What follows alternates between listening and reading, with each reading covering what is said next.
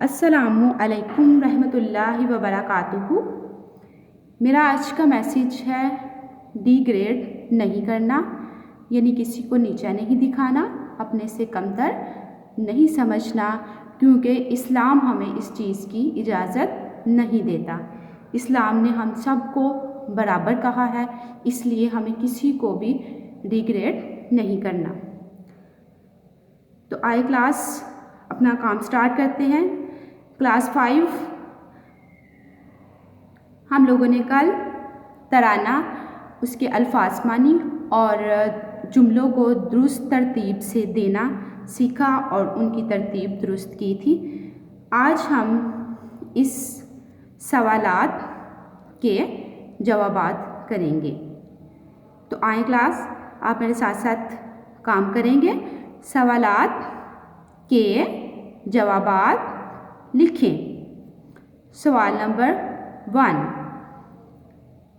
शायर ने वतन के लिए क्या दुआ मांगी है?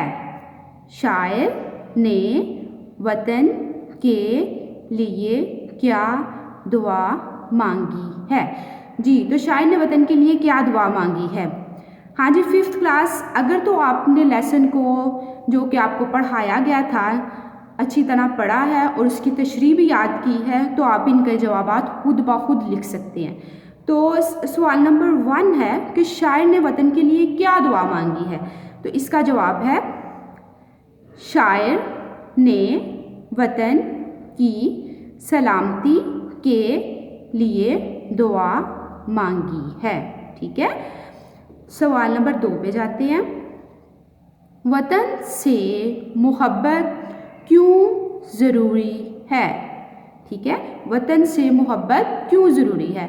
हमने तराना पढ़ा, उसके जो मकासद थे, उसका एक मकसद ही यही था कि हमें पता चल सके कि हम वतन से मोहब्बत का इजहार कैसे कर सकते हैं, वतन से मोहब्बत क्यों ज़रूरी है।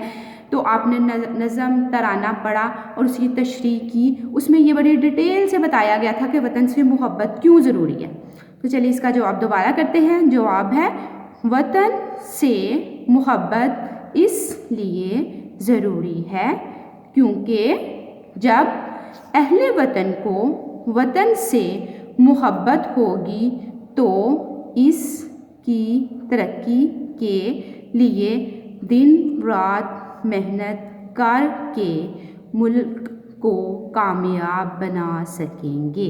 ठीक है जी, 5th क्लास, जब आपको वतन से मोहब्बत होगी तो उसी सूरत में आप ज़्यादा काम करेंगे और मुल्क की तरक्की के लिए और मेहनत करेंगे और मुल्क की तरक्की का सबब बनेंगे।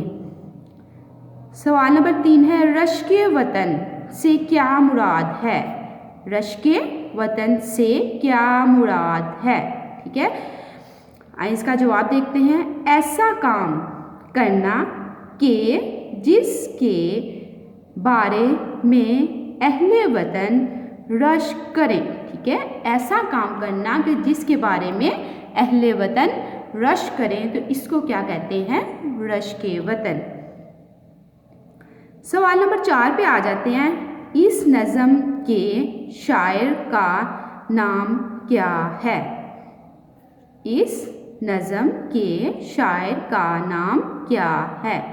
ठीक है, हमने नज़म पढ़ी तराना और इसकी तशरीह की, जिसमें हमने वतन से मोहब्बत के बारे में पढ़ा और ये भी पढ़ा था हमें किस तरह इत्तेहाद और सब्र और तंजीम के साथ रहना है। ठीक है, तो जब हमने ये सारा कुछ पढ़ा और उससे बहुत कुछ सीखा, तो हमें पता होना चाहिए कि ये नज़म किसने लिखी है। इसका जवाब है इस नज़म के शायर का नाम अब्दुल अली है। सवाल नंबर 5 है, पाकिस्तानी परचम में मौजूद सब्ज़ और सफ़ेद रंग किस बात की अक्कासी करते हैं?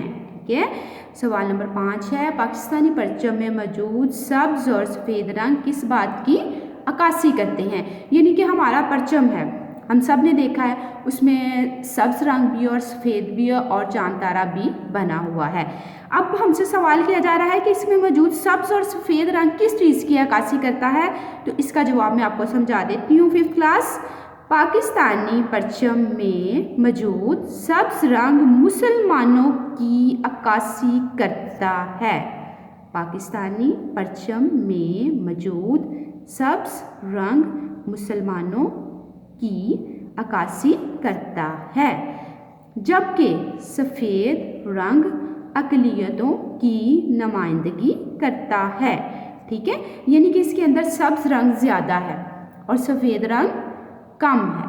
सब्ज़ रंग चूँकि ज़्यादा है वो इस मुसलमानों की अक्कासी करता है, यानी कि ये बताता है कि इसमें मुसलमान अक्सरियत में हैं, इस मुल्क में मुसलमान अक्सरियत में हैं।